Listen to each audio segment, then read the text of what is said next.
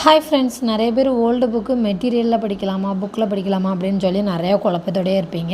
எப்போவுமே நம்ம படிக்கும் போச்சில் ஃபஸ்ட்டு எடுத்தோன்னே ஸ்கூல் புக்கை ஒன் டைம் படிச்சிட்டோன்னா அது யூஸ்ஃபுல்லாக இருக்கும். டைம் இருக்கவங்களுக்கு ஓகே, டைம் இல்லைன்னா நீங்கள் சும்மா மெட்டீரியலே வச்சு படிக்கலாம். ஆனால் டைம் இருக்கும் போச்சில் நம்ம ஸ்கூல் புக்கை படித்தா ஓகே. இப்போ 70 டேஸ் இருக்குன்னா நம்ம எப்போ ஏன்னா மெட்டீரியலில் எல்லாம் கவர் ஆகுமான்னு தெரியாது. இது என்னென்னா டேஃபில் போட்ட இது தான். இது என்னோடய டெலிகிராம்லேயே நான் ஷேர் பண்ணியிருப்பேன், முதலே பார்த்துருப்பீங்க. இந்த மாதிரி உள்ளதில் தான் நான் ஃபஸ்ட்டு படித்தேன். ஆனால் என்னென்னா எனக்கு ஸ்கூல் புக் படித்தா ஒரு சாட்டிஸ்ஃபையாக இல்லை.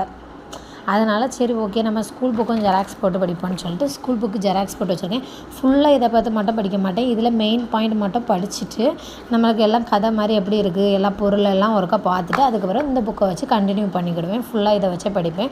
இப்போ என்னென்னா ஸ்டார்டிங்கில் டெஸ்ட்டுக்கு இப்போ டைம் இருக்குது, அந்த இதை வச்சு படிச்சுட்டு திரும்ப இதில் உள்ளது மெயின் பாயிண்ட் மட்டும் படிப்பேன். அந்த மாதிரி தான் ஃபாலோ பண்ணிகிட்டு இருக்கேன். நீங்கள்